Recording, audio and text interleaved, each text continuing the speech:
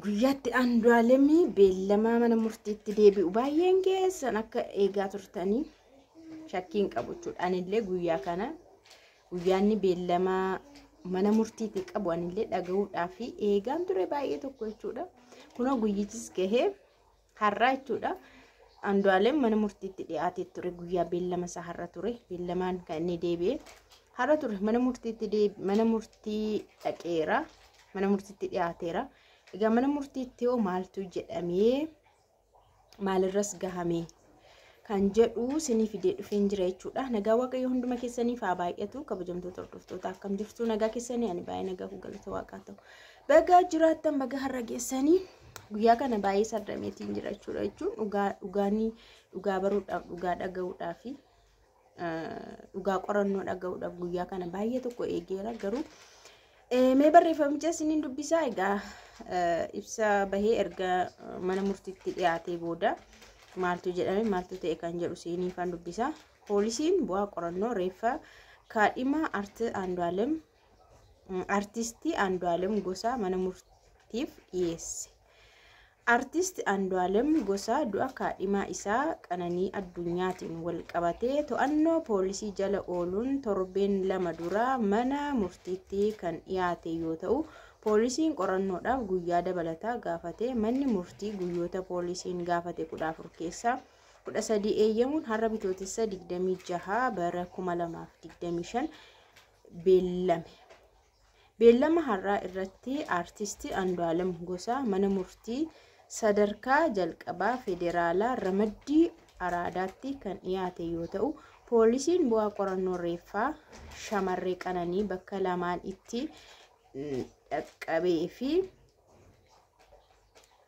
dhaqqabee fi ragaalee dabalataa walitti qabuu mana murticha irratti hime. Qorannoo reeffaa taasifames miidhamtuun kun ol ka'insarraa kufte lubbuun darbuu akeekee jedhe. Ta'ulleen qorannoon dabalataa kanaan wal qabatu akka taasisu poolisiin dabaluun hime.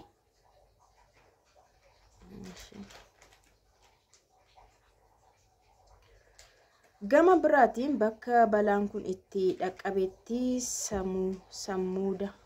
saamuda fudhachuun qorannoo foorensikiitiif poolisii federaalaatti erguu fi bu'aan qorannoo kanaa ammoo akka hin dhaqqabneef dabaluun hime.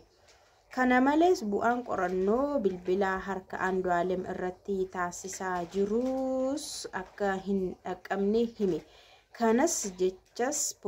Kanaaf jechas poolisiin qorannoowwan dabalataa na hafan jedhu taasisuun xumuruu fi kanneen saamudni ergame akka dhaqqabuuf yeroon dabalataa akka kennamuu fi mana murtii gaafate. Abukaattoon artistii Andu'aalem gama biraatiin bu'aan qorannoo reeffaa dhiyaatee miidhamtuun ol ka'insa irraa kufte du'uu malee maamila isaaniin ajjeefamuu ragaan mul'isu hin jiru jechuun falman. Kana malees ragaaleen dabalataa poolisiin qorachaa jiru dhaabbilee akka hospitaala nageenya biyyaalessaa fi poolisii federaalaa harka jiran waan ta'eef shakkamaan yoo wabiin bahe ragaan miliqsuu danda'u hin jiru jedhe. Poolisiin gama biraatiin shakkamaan yoo wabiin bahee ragaalee nama poolisiin qopheessaa jiru yaada jijjiirsisuu waan danda'uuf shakkamaan kuni wabiin bahuu hin qabu jechuun dhaddachaa irratti falmuu BBC'n gabaasee jira.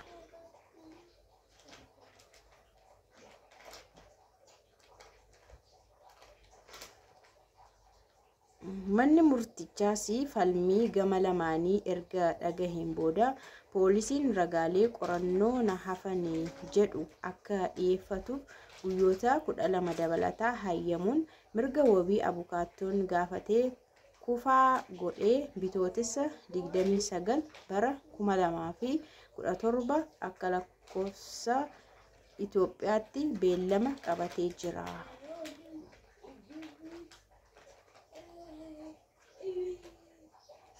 Kana fakkaata jechuudha. Naazansiisa dhugaa. Abukaattoon artist Andu'aalem Gosaa beellamaan akka ba'u gaafateera. Garuu poolisiin beellamni hin eeyyamamu jedheeti jira. Dhimma isaa asuma taa'ee xumurachuu qaba jedheeti jira. Kan biraa wantoota garaagaraa gara alaatti forensikiitti ergineeti jira. Inni immoo nuun deebine qorannoon jechuudha.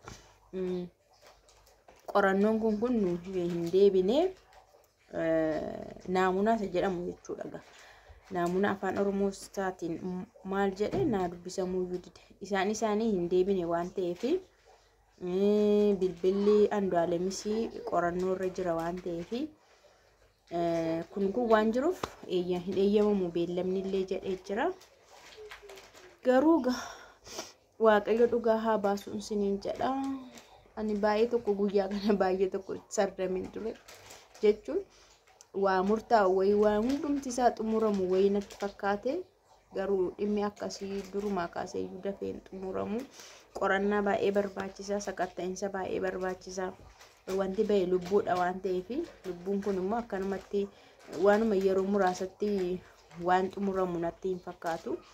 Qorannaa baay'ee barbaachisaa, ragaaleen maalii waan hundumtu dhiyaatanii erga xumurame qulqullinaan jechuun gama lamaanittu namni lubbuun ba'es namni jirus lachuu namadha. Lubbuudha waan ta'eef qorannoo seera qabeessa qopheesse erga xumuree qulqullinaan ifoomsaa. Arra Qananii torbee lama darbite jechuudha. Ergi biyyoo taate erga biyyootti dabalamte wayne dhalli namaa ammanuma jechuudha. Biyyootti erga dabalamte torbee lama darbite hin irraanfatamtes. Na lubbuun namaa akkanumadha. Jireenyi biyya lafaa akkasumadha. Utuma akkana jirra inni waa meeqa jijjiirru yeroo yartuu keessatti lib jenna hin irraanfatamna. Waaqayyo nu haa gargaaru hunduma keenya iyyuu dhugaa Waaqa hamma jirrutti gaarii akka hojjennu qofa nu haa gargaaru. Egaa kanammoo Waaqayyo dhugaa haa baasu. Dhugaa Qananiis hundumarraa dhugaa Andu'aalemis haa baasu. Hundumarraa dhugaa jirtu baasee nullee too dhageenyeeti gaariidha. Nullee garaa keenya kutannaa ka guyyaa 12 nu hafe amma guyyaa 12 beellama eegganna ammas.